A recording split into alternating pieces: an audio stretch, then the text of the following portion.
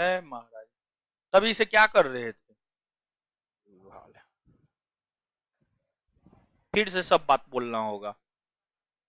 माँ पागल है।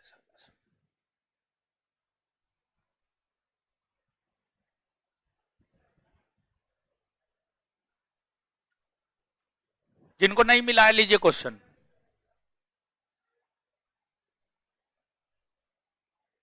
वो अब आवाज जा रहा है, पूछिए ना। आवाज जा रहा है जी? अब ऑनलाइन वाले आप ही लोग को बोल रहे हैं, ऑफलाइन तो आवाज जा रहा है। ठीक है, ऑनलाइन वाले आवाज जा रहा है, देखिए तो। अरे दे रहा है, दे रहा है, दे रहा है, सबको मिलेगा। दू को नहीं रखना है।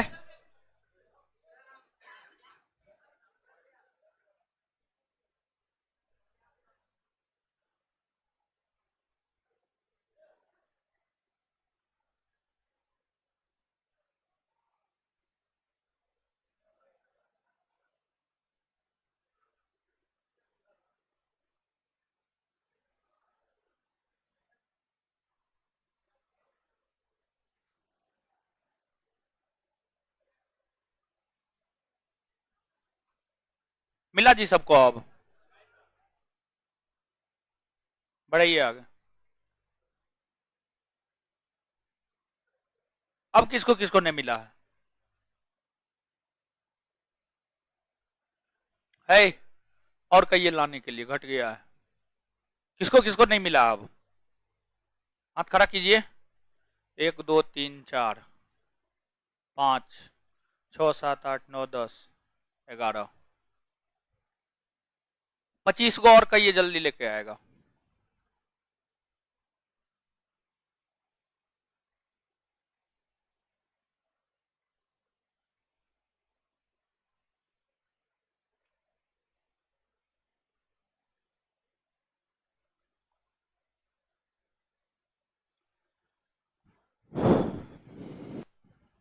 तब तक देखते हैं क्वेश्चन को। आइए, नहीं मिला है, आएगा तो अपना ले लीजिएगा, टिक मार लीजिएगा। पहला क्वेश्चन है, पंडित जवाहरलाल नेहरू ने संविधान सभा में उद्देश्य प्रस्ताव कब प्रस्तुत किया? 13 दिसंबर 1900। अच्छा, 13 दिसंबर 1946 को जो प्रस्तुत किया था, ये कांग्रेस का केमा सॉरी संविधान सभा का कौन सा अधिवेशन है? प्रथम था। चलिए, 13 दिसंबर 1946। प्रस्तावना या उद्देशिका को संविधान सभा द्वारा कब स्वीकार किया गया था? 22 जनवरी 1947। किसी ऑप्शन में है? नहीं ना है, समझिए, नहीं है किसी भी ऑप्शन में। तो अब देखिएगा, इसमें ऑप्शन नंबर डी को आप 22 जनवरी 1950 के जगह 1947 कीजिए, 1950 के जगह 1947 कीजिए। तो अब देखिएगा, इसका सही आंसर हो जाएगा 22 जनवरी 1947। 22 जनवरी 1947। अरे पीछे में भी एगो लड़का को नहीं मिला था, उसको दीजिए ना, दे दिए। आइए आगे, अब देखिएगा, हर तिथि का अपना महत्व है, और ये जो 22 जनवरी 1947 को उद्देशिका को संविधान सभा ने स्वीकार किया था, यह संविधान सभा की कौन सी बैठक थी? द्वितीय बैठक थी। संविधान सभा ने संविधान को स्वीकार कब किया है? 26 नवंबर 1900। भारत का संविधान लागू कब से हुआ है? 26 जनवरी 1950। संविधान सभा ने भारत के राष्ट्रीय ध्वज तिरंगा को स्वीकृति कब प्रदान की? 22 जुलाई 1947। इधर लीजिए, क्वेश्चन लीजिए। इधर एगो और है, उधर दीजिए इस सबको। सबको बुक ले लेना है, ठीक है, बुक ले लेना है सबको। चलिए अगला क्वेश्चन, विचार कीजिए। प्रस्तावना गोलखनाथ बनाम पंजाब राज्य के प्रकरण में उद्देशिका को संविधान की मूल आत्मा कहा गया है। सही है या गलत? सही है। सुभाष कश्यप ने कहा है कि संविधान शरीर है तो प्रस्तावना उसकी आधारशिला। एकदम सही है। एम मुंशी ने संविधान को एक पवित्र दस्तावेज कहा है। नहीं, के एम मुंशी ने संविधान को पवित्र दस्तावेज नहीं है, बल्कि संविधान को पवित्र दस्तावेज डॉक्टर बी आर अंबेडकर ने, भीमराव अंबेडकर ने कहा है, भीमराव अंबेडकर ने कहा है। इसी वजह से ये गलत है। तो कौन कौन सा सही है? एक और दो, एक और दो। अब आप जो प्रस्तावना नामक चैप्टर पढ़े हैं और लिखे हैं कॉपी में, कॉपी में तो जगह होगा ही, पहला ही चैप्टर पढ़ा है, नीचे से कहीं भी लिख लीजिए। संविधान को एक पवित्र दस्तावेज की संज्ञा डॉक्टर भीमराव अंबेडकर ने दिया है।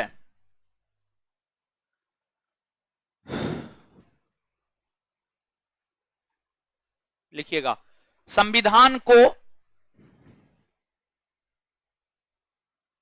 एक पवित्र दस्तावेज की संज्ञा, संविधान को एक पवित्र दस्तावेज की संज्ञा संविधान को एक पवित्र दस्तावेज की संज्ञा डॉक्टर भीमराव अंबेडकर ने दिया है। संविधान को एक पवित्र दस्तावेज की संज्ञा डॉक्टर भीमराव अंबेडकर ने दिया है। चलिए आगे आते हैं अगला क्वेश्चन पर। अगला क्वेश्चन करा, निम्नलिखित कथनों पर विचार कीजिए और बताएं कि कौन सही नहीं है, मतलब कौन गलत है। कौन सही नहीं है मतलब कौन गलत है। बेरुवारीवाद 1960 में उद्देशिका को संविधान का अंग माना गया, सही है। बेरुवारीवाद में तो कहा गया था कि उद्देशिका संविधान का अंग नहीं है, नहीं माना गया था। उद्देशिका या प्रस्तावना को संविधान का अंग किस वाद में माना गया था? केशवानंद भारतीवाद, केशवानंद भारतीवाद। मतलब एक नंबर गलत या सही? गलत है। बॉम्बे बनाम यूनियन ऑफ इंडिया वाद में उच्चतम न्यायालय ने धारणा प्रस्तुत की कि उद्देशिका संविधान का भाग है, सही है। ये बताइएगा कौन गलत है? एक नंबर गलत है। गलत कोई चुनना था, मतलब आंसर क्या हो जाएगा? ए। क्या हो जाएगा? ए।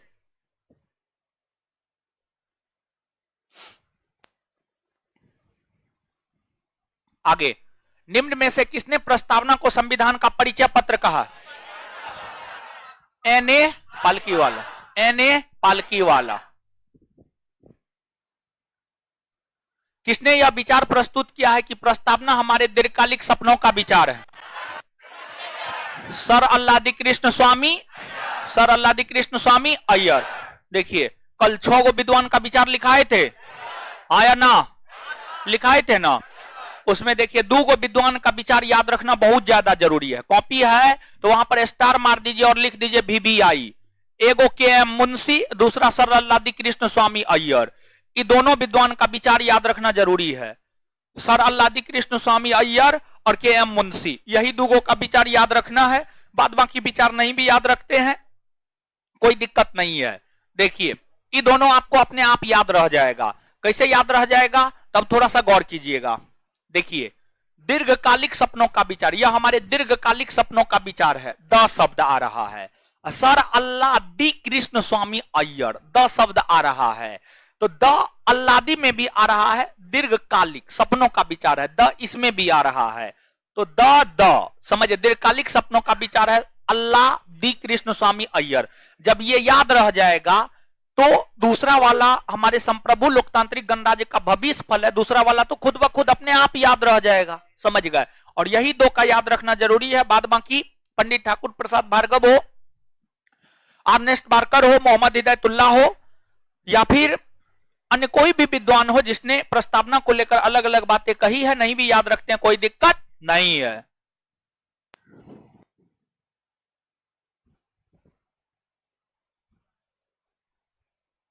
चलिए आगे विचार कीजिए। साथ छूट गया। आगे आइए, विचार कीजिए। प्रस्तावना को संविधान की आत्मा, कुंजी और आभूषण कहा जाता है, सही है। प्रस्तावना में अब तक केवल 1 बार संशोधन हुआ है, सही है। मूल संविधान प्रस्तावित प्रस्तावना में समाजवादी शब्द का जिक्र किया गया था? नहीं ना किया गया था। तो ये गलत या सही? गलत है। अब कौन कौन सा सही है? 1 और 2, यानी आंसर क्या हो जाएगा? बी होगा। चलिए आगे। आगे सबसे पहले तो स्टेटमेंट नंबर 2 में थोड़ा सा सुधार कीजिएगा। अंग है या नहीं? अंग नहीं है, नहीं है, ऐसे सुधार कीजिए। आते हैं क्वेश्चन पे। सुधार कर लिए? चलिए अब क्वेश्चन पे आते हैं, अब गौर कीजिएगा। पहला, प्रस्तावना में स्वतंत्रता, समानता और संपन्नता के आदर्शों को फ्रांस की क्रांति 1789 से लिया गया है। सही या गलत? एकदम सही है। 1960 से पहले यह अवधारणा थी कि प्रस्तावना संविधान का अंग नहीं है। सही या गलत? सही है? गलत है, गलत है। देखिए, ध्यान दीजिएगा, सुनिएगा।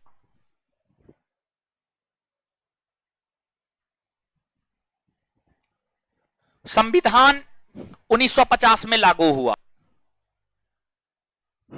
1950 में जब संविधान लागू हुआ तो 1950 से लेकर 1960 तक यह अवधारणा था कि प्रस्तावना संविधान का अंग है। प्रस्तावना संविधान का अंग है। 1960 में बेरुवारीवाद में यह कहा गया कि प्रस्तावना संविधान का अंग नहीं है। प्रस्तावना संविधान का अंग नहीं है। फिर 1973 में यह कहा गया कि प्रस्तावना संविधान का अंग है।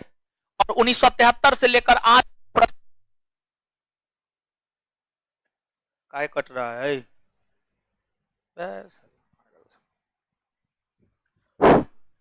वहां भी तो कट रहा होगा, इससे पहले नहीं कटा, कमेंट नहीं आया।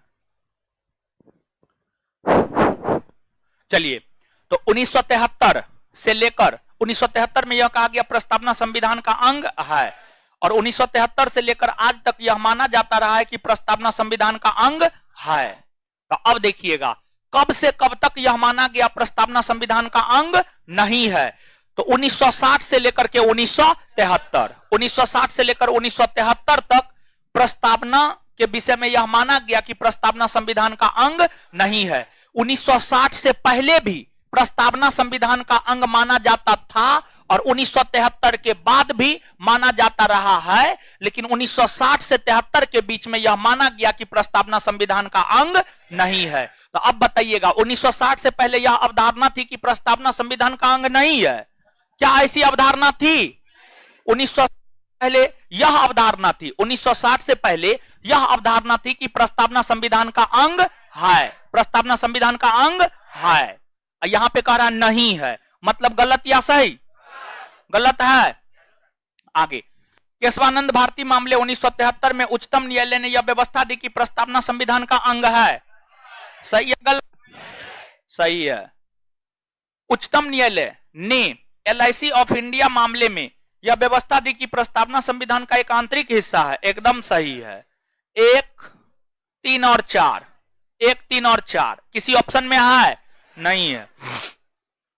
ऑप्शन नंबर 1 को 1, 3 और 4 बनाइए, 1, 3 और 4 बनाइए, 1, 3 और 4 बनाइए। अब आंसर इसका ए हो जाएगा।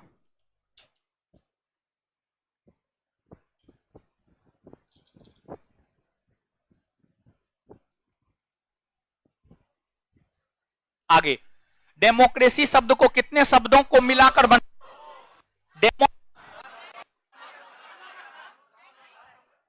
छूट कैसे जाता है?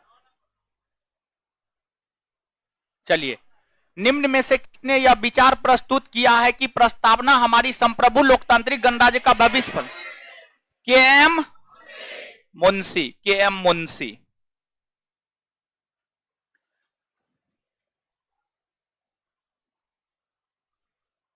डेमोक्रेसी शब्द कितने शब्दों को मिलाकर बना है? कितना? 2। डेमोस प्लस क्रेसिया, यानी आंसर क्या होगा? 2 होगा।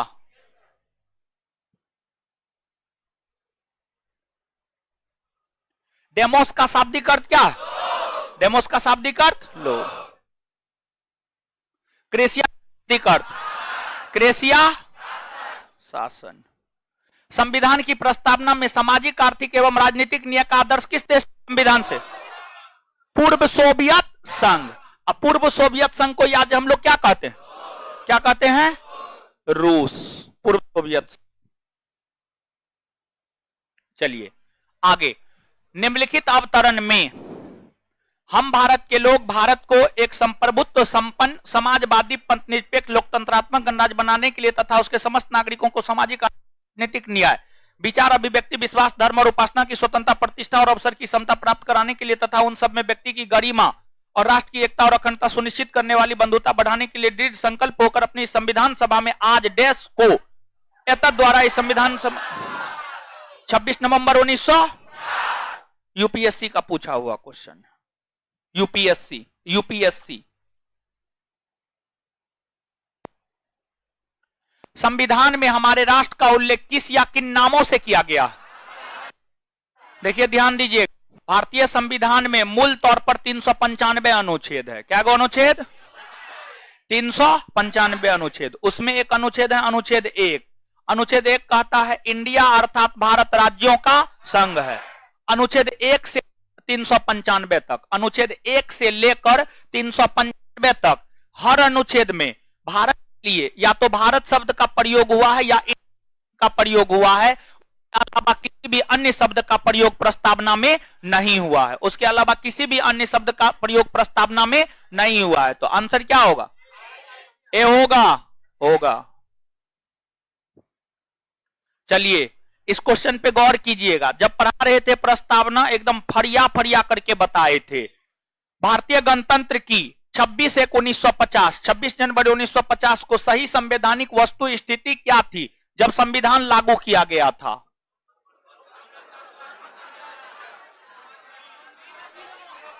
क्या होगा? सी होगा। Answer C. विद्वान है आप लोग। भारत के संविधान के निर्माताओं का मत निम्नलिखित में से किसमें प्रतिबिंबित है? उद्देशिका में। कहां पर? उद्देशिका में। देखिए वो हीरो को बात कर रहा है, पीछे में है, उसको लग रहा हम नहीं देखें। हम कैसे नहीं देखेंगे? जिंदगी तो बर्बाद हो जाएगा। जिससे बतिया रहे थे ना वो ने पूछेगा। शर्मों ने आता है, देखिए मुंह ने झुकाया एकदम। आज पूरा निर्लज पतित हो गया, पूरा, समझ गए? 1% लाज शर्म नहीं बचा है, 1% ने। पता नहीं क्या करने आते हैं, समझ गए? मोबाइल चलाने के लिए आते हैं, रूम पे काहे न रह जाते हैं? जरूरी थोड़े है कि जो पढ़ेगा उसको नौकरी हो जाएगा, समझ गए? ऐसे भी ऐसा लक्षण है, नौकरी होने वाला लक्षण है ये नहीं है। के संविधान के निर्माताओं का मत है, कहिएगा साउंड ठीक करवाने के लिए। नोटंकी बतिया रहा है साउंड, मूड खराब होगा, छोड़ देंगे हम। भारत के संविधान के निर्माताओं का मत निम्नलिखित में से किसमें प्रतिबिंबित होता है? उद्देशिका में। कहां? उद्देशिका में। भारतीय संविधान की प्रस्तावना में भारत को किस रूप में घोषित किया गया? क्या होगा बोलिए? देखिए, संप्रभुत्व संपन्न शब्द कहिए या सार्वभौम शब्द कहिए, दोनों एक ही बात है, समझ गए? तो सार्वभौम, समाजवादी, धर्मनिरपेक्ष, प्रजातांत्रिक और गणतंत्र, यानी सी होगा। बताइए, भारत के संविधान की प्रस्तावना में कितने प्रकार का न्याय, स्वतंत्रता, समानता एवं भ्रातृत्व का उसी क्रम में उल्लेख किया गया? चलिए, न्याय कितने प्रकार? न्याय, स्वतंत्रता, समानता, भ्रातृत्व, एक। क्लियर है? आंसर ए होगा।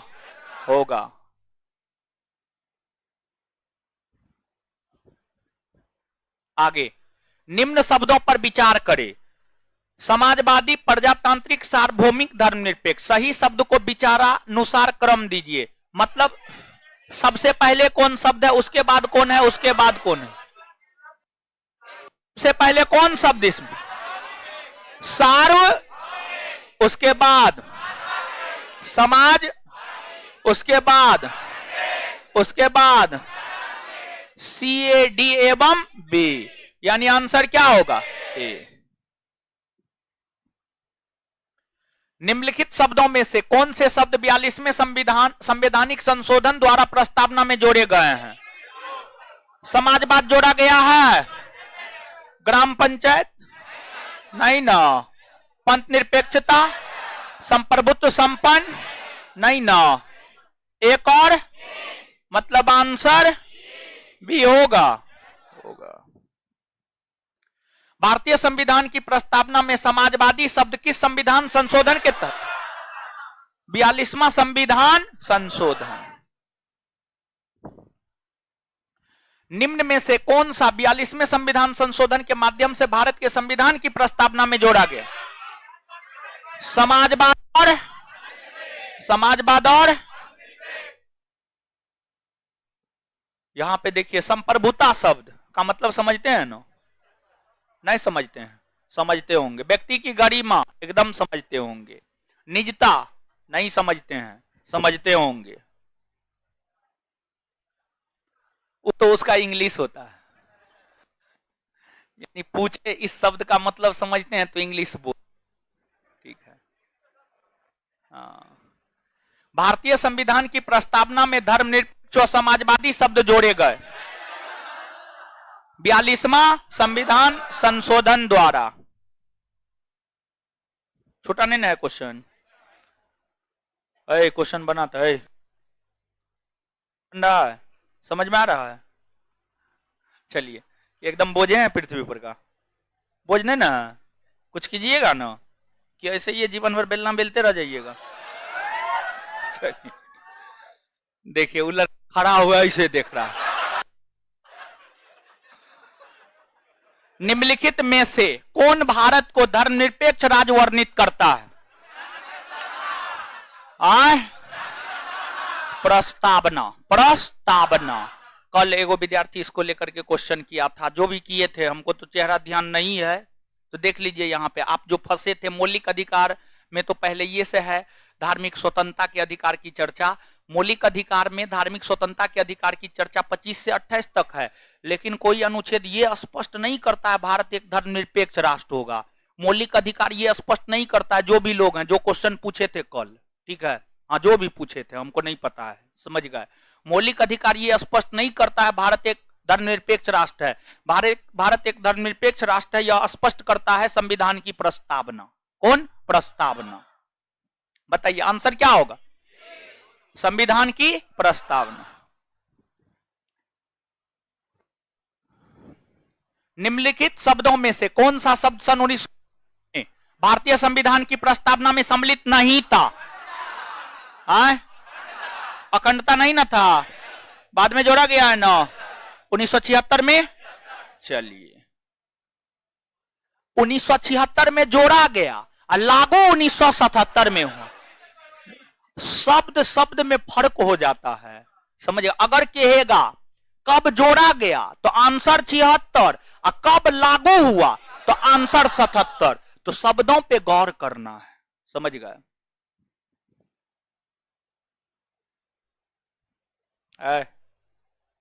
27 संविधान की उद्देशिका संबंध में निम्न कथन पर विचार कर और दिए गए कूट की सहायता से बताइए कि इनमें से कौन सही है। पंडित नेहरू द्वारा प्रस्तुत ऑब्जेक्टिव प्रस्ताव मतलब उद्देश्य प्रस्ताव अंतोगतवा उद्देशिका बना, सही या गलत? सही। इसकी प्रकृति न्याय योग्य नहीं है, सही है। इसका संशोधन नहीं किया जा सकता, संशोधन किया जा सकता है तब तो 42वां संविधान संशोधन। संविधान के विशिष्ट प्रावधानों को यह रद्द नहीं कर सकता है, नहीं कर सकता है, सही है। 1, 2 और 4 आंसर क्या होगा? बी। हाँ, अनुच्छेद बता रहे हैं, अनुच्छेद 37 समझाएंगे और मौलिक अधिकार समझाएंगे, तब वहां पे समझ में आएगा। ठीक है, तो मौलिक अधिकार देखिए थोड़ा सा बता देते हैं, ठीक है। देखिए आपको न्याय योग या वाद योग है या नहीं है, संविधान के वैसे प्रावधान जो न्यायालय के आदेश से लागू किए जा सकते हैं वह न्याय योग्य है या वाद योग्य है। संविधान के वैसे प्रावधान जो न्यायालय के आदेश से लागू नहीं किए जा सकते हैं वह वाद योग्य नहीं है, न्याय योग्य नहीं है। ये चीज है, आगे जब पढ़ेंगे ना तो वहां पे और समझ में आएगा। भारत के संविधान के आमुख्य लक्ष्य उसके सभी नागरिकों के लिए सुनिश्चित करता है सामाजिक तथा आर्थिक न्याय। 28 छूट गया है। आगे 26 नवंबर 1949 को अंगीकृत भारतीय संविधान की प्रस्तावना में शब्द सम्मिलित नहीं थे।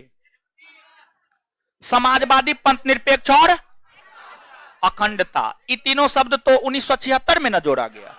आंसर 1, 2 और 3।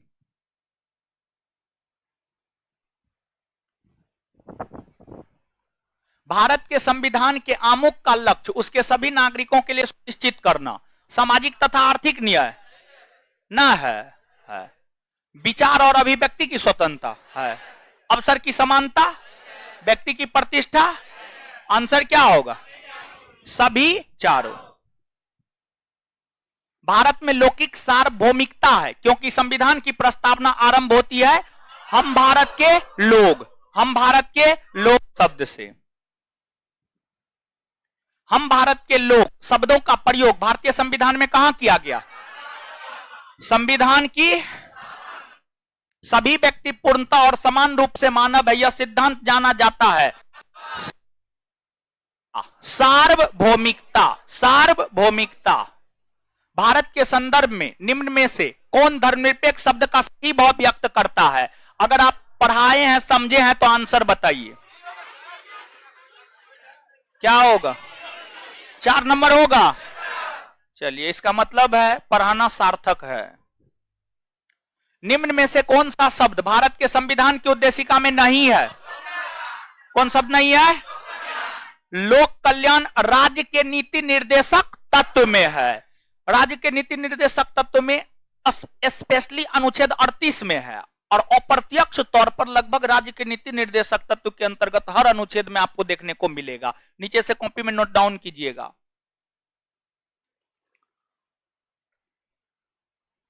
लोक कल्याण की चर्चा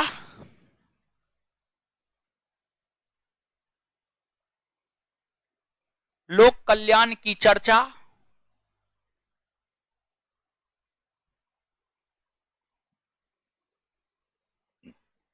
राज्य के नीति निर्देशक तत्व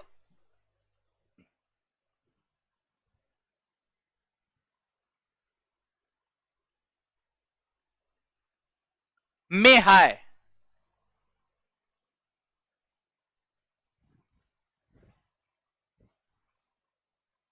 आगे, संविधान की प्रस्तावना में भारतीय संविधान की प्रस्तावना में निम्नलिखित में से किस स्वतंत्रता का वर्णन नहीं है? आर्थिक न्याय की ना चर्चा है। आर्थिक स्वतंत्रता की चर्चा है? नहीं है। एक्साइज दरोगा का ही पूछा हुआ क्वेश्चन है। एक्साइज दरोगा 126 पोस्ट। संविधान के किस भाग को उसकी आत्मा की आख्यान प्रदान की गई? किसको? प्रस्तावना को।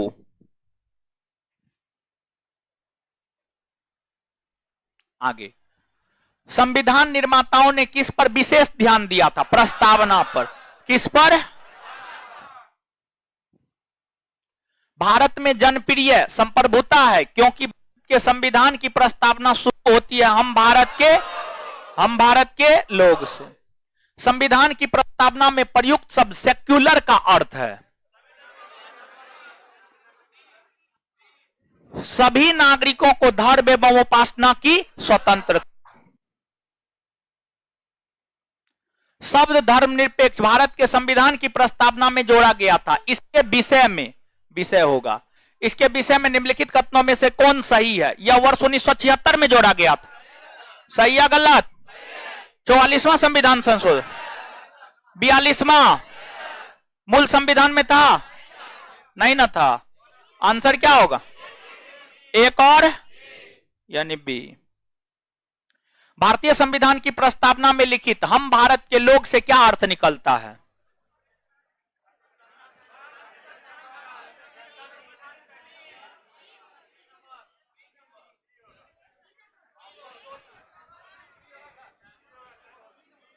बोलिए। सी होगा।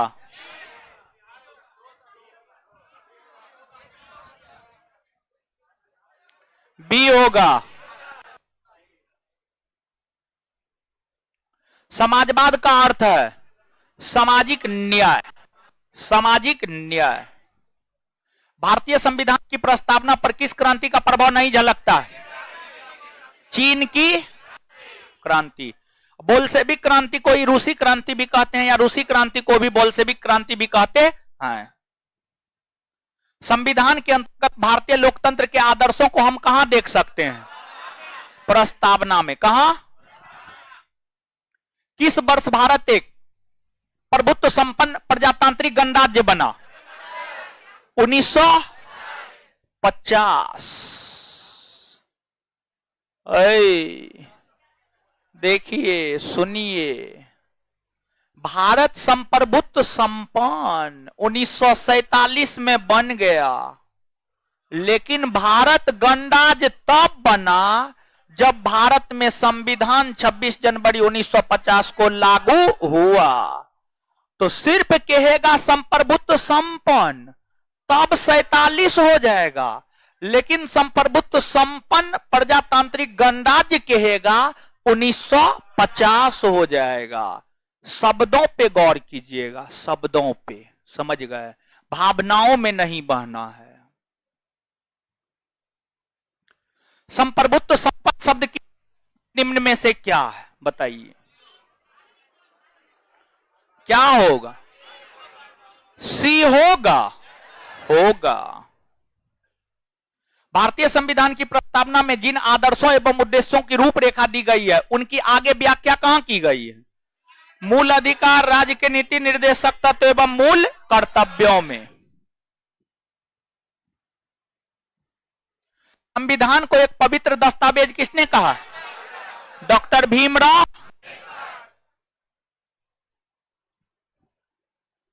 निम्न में से कौन भारतीय संविधान की प्रस्तावना में उल्लिखित नहीं है? धार्मिक न्याय है? नहीं ना है। संविधान की प्रस्तावना के बारे में कौन सा कथन सही है? समाजवादी धर्मनिरपेक्ष शब्द 1950 में लागू संविधान के अंग नहीं थे। सही है या गलत? एकदम सही है। उक्त शब्द 1977 के संशोधन द्वारा जोड़े गए। 1976 के संशोधन द्वारा। उक्त शब्द 1985 के संशोधन द्वारा जोड़े गए। नहीं, उक्त शब्द संविधान की प्रस्तावना के अंग नहीं है। है वर्तमान में आए ना जी, वर्तमान में आए। Answer A. बताइए इसका आंसर। के.एम. मुंशी। किस वाद के फैसलों में सर्वोच्च न्यायालय ने सर्वप्रथम घोषित किया कि उद्देशिका संविधान का हिस्सा नहीं है? बेरूबारी। निम्नलिखित में से किस वाद में उच्चतम न्यायालय ने धारणा प्रस्तुत की उद्देशिका संविधान का भाग है? कौन में? बॉम्बे बनाम यूनियन ऑफ इंडिया। निम्नलिखित विवादों में किसमें सर्वोच्च न्यायालय ने प्रस्तावना को भारतीय संविधान की मौलिक संरचना का भाग स्वीकार किया? केशवानंद भारतीवाद। केशवानंद भारतीवाद। भारत के संविधान की उद्देशिका में कितने प्रकार के न्याय की व्यवस्था? सामाजिक, राजनीतिक और आर्थिक। भारत के संविधान के उद्देश्यों में से एक के रूप में आर्थिक न्याय का किसमें उपबंध किया गया? आर्थिक न्याय का। आर्थिक न्याय प्रस्तावना में है, और साथ ही साथ जो है राज्य के नीति निर्देशक तत्व में अनुच्छेद 39 में है। अनुच्छेद 39 में, ठीक है। तो उद्देशिका और राज्य के नीति निर्देशक तत्व। निम्न में कौन सही है? सामाजिक समानता संविधान में प्रत्याभूत नहीं है। हाय, समझ गए? देखिए, सामाजिक समानता, प्रत्याभूत का मतलब मौजूद होना। प्रत्याभूत का मतलब मौजूद होना। सामाजिक समानता की बात कहां कहां की गई है जानते हैं? मूल तौर पर सामाजिक समानता की बात आपको राज्य के नीति निर्देशक तत्व में की गई है। राज्य का नीति निर्देशक तत्व भी भारतीय संविधान का अंग है या नहीं है? मतलब समानता संविधान में प्रत्याभूत है, और यहां पर कह रहा है नहीं है। तो गलत हुआ या सही?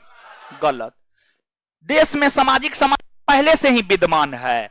अगर मान लीजिए देश में सामाजिक समानता पहले से विद्यमान रहता, मौजूद रहता, तो क्या संविधान में उसको शामिल करने की जरूरत होती? नहीं होती। तो पहले से विद्यमान नहीं था। यहां पर कह रहा है नहीं ना था, नहीं था। मतलब ये गलत या सही? गलत। सामाजिक समानता संविधान में प्रत्याभूत है, मतलब मौजूद है। आंसर क्या होगा? सी। भारत की संप्रभुता किसमें निहित है? भारत की जनता में। भारत की जनता में गणतंत्र होता है। गणतंत्र का मतलब बताइए, बताइए आंसर क्या होगा? हाँ, क्या होगा? डी होगा, डी होगा, डी होगा। ए कैसे होगा? वो कौन ए बोल रहे थे? चार बोल रहे थे ना सब। भारत को एक गणराज मुख्य रूप से आता है क्योंकि, बोलिए क्या होगा? ए होगा। राज्याध्यक्ष का चुनाव होता है इसी से। भारतीय संविधान की प्रस्तावना के सिलसिले में निम्नलिखित में से कौन क्रम सही है? बताइए, बताइए।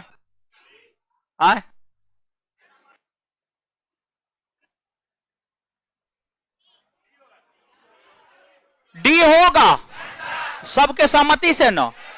चलिए, जब आप लोग बोल रहे हैं तो आप लोग गलत थोड़े बोलिएगा। भारतीय संविधान की प्रस्तावना के अनुसार भारत के शासन की सर्वोच्च सत्ता किसमें निहित है? जनता में। किसमें? जनता में। की संप्रभुता, एकता तथा अखंडता को अक्षुण्ण बनाए रखने तथा उसकी रक्षा करने का प्रावधान किया गया है किसमें? प्रस्तावना में। संविधान की प्रस्तावना सभी भारतीय नागरिकों को निम्न में से कौन सा एक उपलब्ध कराने के लिए वायदा नहीं करती है? पूजा की सिर्फ और सिर्फ दो समानता की बात करता है, प्रतिष्ठा और अवसर। क्या पूजा की समानता की बात करता है? आंसर डी होगा। भारत है एक धर्मनिरपेक्ष राष्ट्र। धर्मनिरपेक्ष का अर्थ है, बताइए, जिस देश का अपना कोई धर्म ना हो।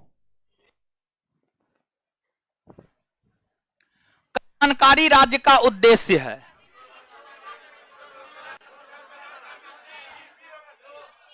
कमजोर वर्गों के कल्याण का प्रबंधन करना।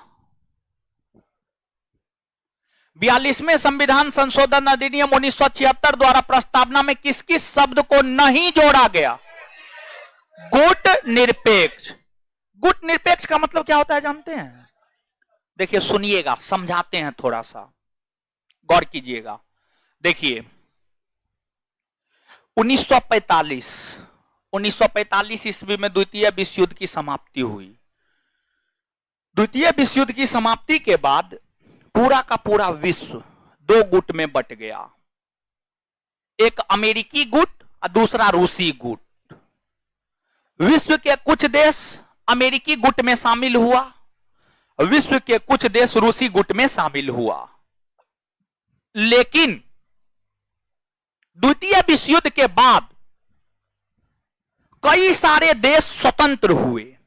किससे स्वतंत्र हुए? अंग्रेज से स्वतंत्र हुए, ब्रिटिश से स्वतंत्र हुए। जैसे भारत ब्रिटेन का गुलाम था ना, सिर्फ भारत ब्रिटेन का गुलाम नहीं था, अफगानिस्तान भी था, म्यांमार भी था, अब पाकिस्तान तो था, पाकिस्तान तो भारत, पाकिस्तान भी था, बांग्लादेश भी था, श्रीलंका भी था, अफ्रीका भी था, दक्षिण अफ्रीका। विश्व के कई सारे देश थे जो ब्रिटेन का गुलाम था, उसमें अपना देश एक भारत भी था जो कि ब्रिटेन का गुलाम था। द्वितीय विश्व युद्ध समाप्त होने के बाद ब्रिटेन पर अमेरिका, रसिया जैसे शक्तिशाली देशों ने दबाव बनाया कि आप जो दूसरे देशों को गुलाम बना करके रखे हुए हैं उसे आप आजाद कीजिए, उसे आप आजाद कीजिए। अमेरिका, रसिया जैसे देशों के दबाव में आकर ब्रिटेन जिन भी देशों को गुलाम बनाया हुआ था उन सभी देशों को धीरे धीरे स्वतंत्रता प्रदान करना शुरू कर दिया। अब द्वितीय विश्व युद्ध के बाद एक तरफ विश्व दो गुट में बंट चुका था, अमेरिकी गुट और रसिया गुट। पहली बात ये। दूसरी बात 1945 के बाद कई सारे देशों ने स्वतंत्रता का स्वाद चखा, जैसे भारत, और नया नया स्वतंत्रता का स्वाद चखा। अब मान लीजिए किसी गुट का समर्थन करता, क्या पता वो गुट फिर से भारत को गुलाम बना लेता। ऐसा भी तो हो सकता था ना जी, हो सकता था। भारत ने नया नया स्वतंत्रता का स्वाद चखा। भारत के प्रथम प्रधानमंत्री पंडित नेहरू हुए। पंडित नेहरू ने यह घोषणा किया कि हम न अमेरिकी गुट में शामिल होंगे न रूसी गुट में शामिल होंगे, हम किसी गुट में शामिल नहीं होंगे, हम इन गुटों से तटस्थ रहेंगे, मतलब अलग रहेंगे। तो द्वितीय विश्व युद्ध की समाप्ति के बाद नए स्वतंत्र हुए वैसे देश जिसने ना तो अमेरिकी गुट में शामिल हुए ना ही रशियन गुट में शामिल हुए, बल्कि गुटबाजी से अपने आप को तटस्थ या अलग रखा, उसी को हम लोग गुट निरपेक्षता कहते हैं। और इसको लेकर एक आंदोलन भी चलाया गया जिसे गुट निरपेक्ष आंदोलन कहते हैं। गुट निरपेक्ष आंदोलन Pandit Jawaharlal Nehru, Marshal Tito, Colonel Nasser के द्वारा चलाया गया था। तो किसी भी गुट में शामिल ना होना, गुट निरपेक्षता, गुट निरपेक्ष। समझ में आया? चलिए नीचे इस कॉपी में लिखिएगा। तो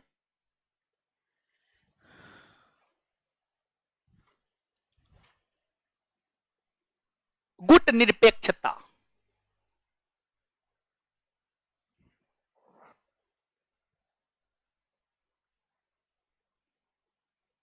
द्वितीय विश्व युद्ध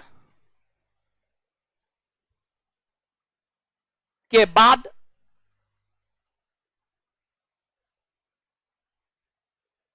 पूरा विश्व, द्वितीय विश्व युद्ध के बाद पूरा विश्व दो गुट, पूरा विश्व दो गुट, दो गुट, गुट गुट, दो ग्रुप या गुट, दो गुट, एक नंबर में अमेरिकी गुट, दो नंबर में रूसी गुट, एक नंबर में अमेरिकी गुट, दो नंबर में रूसी गुट।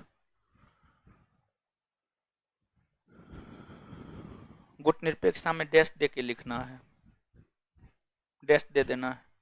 द्वितीय विश्व युद्ध के बाद पूरा विश्व दो गुट, अमेरिकी गुट और रूसी गुट में बंट गया।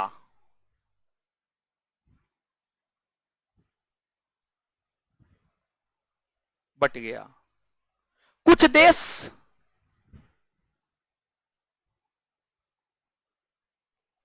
अमेरिकी गुट का समर्थन कर रहा था, कुछ देश अमेरिकी गुट का समर्थन कर रहा था, तो वहीं कुछ देश रूसी गुटों का, तो वहीं कुछ देश रूसी गुट का, तो वहीं कुछ देश रूसी गुटों का। लेकिन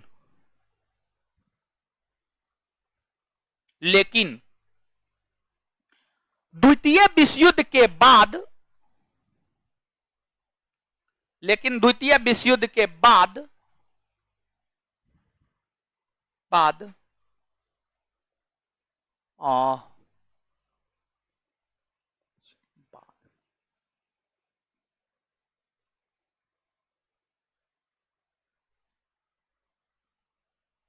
द्वितीय विश्व युद्ध के बाद नए स्वतंत्र हुए भारत जैसे देशों ने यह निर्णय किया कि हम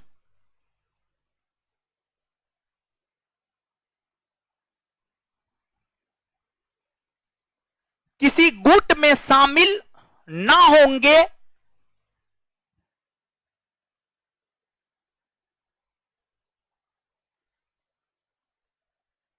हम किसी गुट में शामिल ना होंगे बल्कि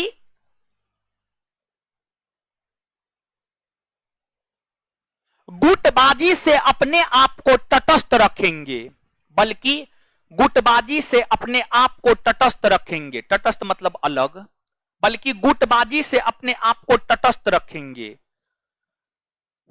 बल्कि गुटबाजी से अपने आप को तटस्थ रखेंगे मतलब अलग रखेंगे, बल्कि गुटबाजी से अपने आप को तटस्थ रखेंगे। यही गुट निरपेक्षता कहलाता है, यही गुट निरपेक्षता कहलाता है।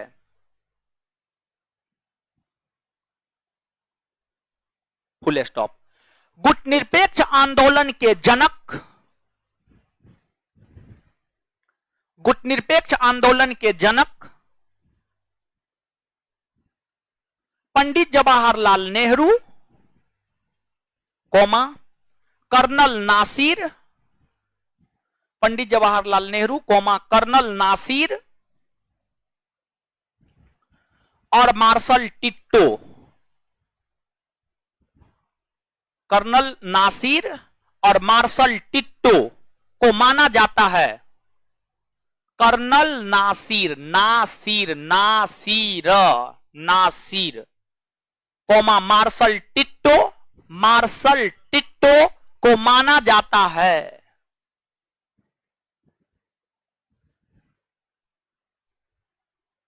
Full stop.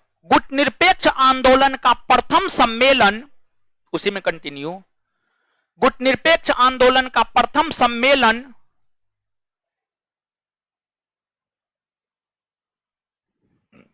1961 ईस्वी में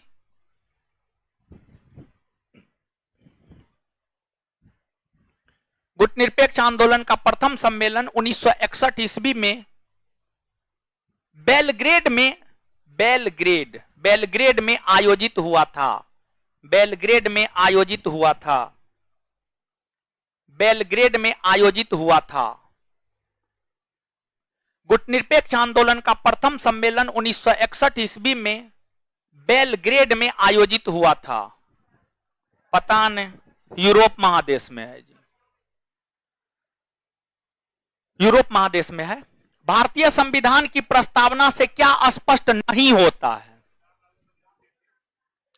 संविधान का स्रोत, शासन के ध्येयों का विवरण, संविधान को लागू करने की तिथि, संविधान को अधिनियमित और आत्मर्पित करने की तिथि, क्या होगा आंसर? सी, संविधान लागू करने की तिथि। संविधान को लागू कब किया गया? 26 जनवरी 1950, 26 जनवरी 1950। निम्नलिखित में से किन उद्देश्यों को भारतीय संविधान उद्घोषित नहीं करता है? सामाजिक राजनीतिक न्याय करता है, विचार, धर्म और उपासना की स्वतंत्रता, प्रतिष्ठा और अवसर की समता, अंतर्राष्ट्रीय शांति और सुरक्षा की अभिवृद्धि नहीं। इसकी चर्चा है राज्य के नीति निर्देशक तत्व के अंतर्गत अनुच्छेद 51 में। इसकी चर्चा है राज्य के नीति निर्देशक तत्व के अंतर्गत अनुच्छेद 51 में। नीचे से लिखिएगा कॉपी में।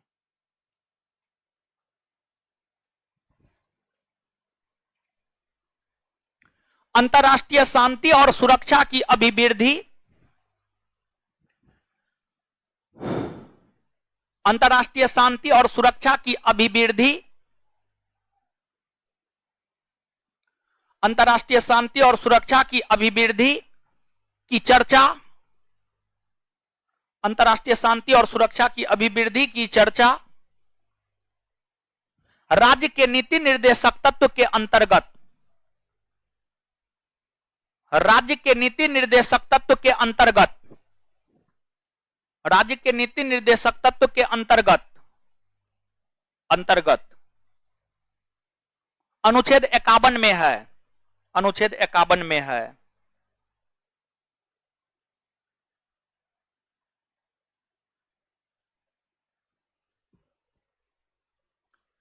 राजनीतिक लोकतंत्र तब तक अस्थायी नहीं बन सकता जब तक कि उसके मूल्यों में सामाजिक लोकतंत्र नहीं हो। B.R. अम्बेडकर कहा है। भारत में लोकतंत्र का कौन सा स्वरूप प्रचलित है? अप्रत्यक्ष। कौन सा लोकतंत्र खत्म हो गया? चलिए अब सुनिए, जो चैप्टर पढ़ाए क्लियर हुआ? चलिए अब आप अपना क्वेश्चन दीजिए अब दिखाइए। देखिए जब पढ़ाने आए ना तुरंत मत दीजिए क्वेश्चन। देखिए पढ़ाने के लिए हम सबको पढ़ाने के लिए आए, सिर्फ आपको स्पेशली नहीं पढ़ाने के लिए आए हैं। पहले हम सबकी बात करेंगे और तब सिंगल की बात करेंगे। का हो है कि नहीं है?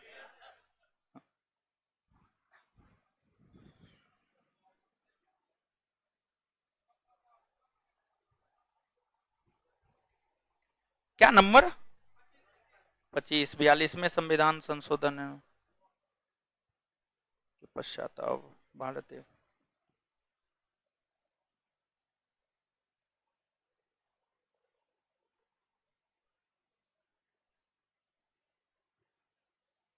पच्चीस नंबर है।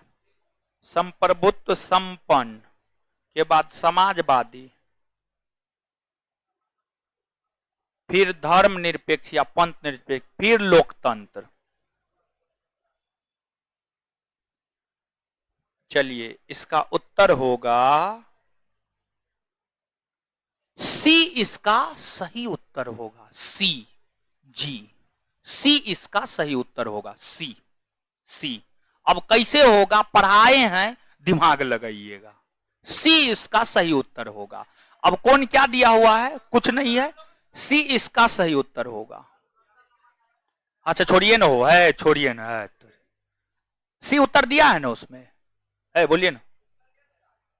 तो ए का है होगा, है दीजिए तो ना। अच्छा ठीक,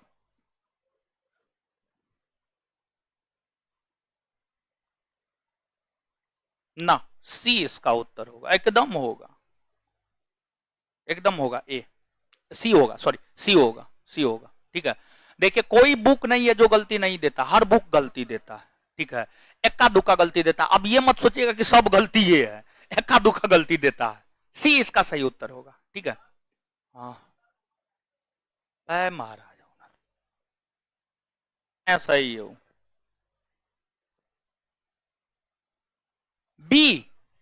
बी शासन का ध्येय, मतलब शासन का क्या उद्देश्य है? शासन का उद्देश्य है स्वतंत्रता स्थापित करना, लोगों के बीच समानता स्थापित करना। क्या इसकी चर्चा प्रस्तावना में नहीं है? एकदम है। यानी अपना थोड़ा सा कॉमन सेंस नहीं लगाते हैं, हे भगवान। समझ गए? चलिए तो इस प्रकार से प्रस्तावना आपका समाप्त हुआ है। नेक्स्ट चैप्टर, अब संविधान, अब जो है सिलेबस लिखाएंगे, समझ गए?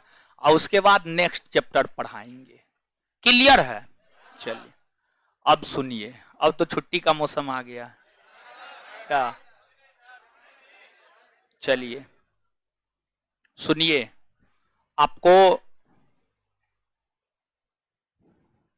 हर बैच में छुट्टी नहीं दे रहे हैं, नया बैच है, इस बैच में छुट्टी दे रहे हैं। पूरे एक सप्ताह का छुट्टी है आपको, ऑनलाइन ऑफलाइन दोनों लोगों के लिए। पूरे एक सप्ताह का छुट्टी है आपको। संस्थान आज तो पढ़ा ही दिए हैं, कल तो रविवार ही है। 14 मार्च से 21 मार्च तक, 14 मार्च से 21 मार्च तक आपका संस्थान बंद रहेगा। 22 मार्च मंगलवार, 22 मार्च मंगलवार से आपका संस्थान पुनः रीओपन होगा, मतलब खुलेगा। फिर से हम लोग कंटिन्यू करेंगे और पॉलिटी एक चैप्टर पढ़ाए हैं, इसको आगे कंटिन्यू करेंगे। और फिर जो आपको बायोलॉजी है, बायोलॉजी तो एक ही क्लास हुआ है, तो होली के छुट्टी के बाद बायोलॉजी फिर से रीओपन होगा। बात क्लियर? चलिए तो होली की शुभकामना, जाइए आराम से होली मनाइए। और एक होमवर्क देते हैं सब लोग को, कुछ भी होमवर्क नहीं है। होमवर्क ये है कि इस होली के छुट्टी में अपने आप को समझने का प्रयास कीजिएगा और दूसरी बात, अपना लक्ष्य निर्धारित कर लीजिएगा कि आपको आपके जीवन में करना क्या है और उस लक्ष्य के ऊपर ही जी जान लगा के काम कीजिएगा, तभी जाके अंतिम रूप से चयनित हो पाएंगे, नहीं तो नहीं हो पाएंगे। यही आपका होमवर्क है। तो पुनः 22 मार्च से हम लोग मिलते हैं। तो हाँ, टाइम जो टाइम है वो टाइम पे मिलेंगे, ठीक है। तो इससे आगे 22 मार्च को मिलते हैं। धन्यवाद आप सभी का, ऑनलाइन ऑफलाइन सभी लोगों को।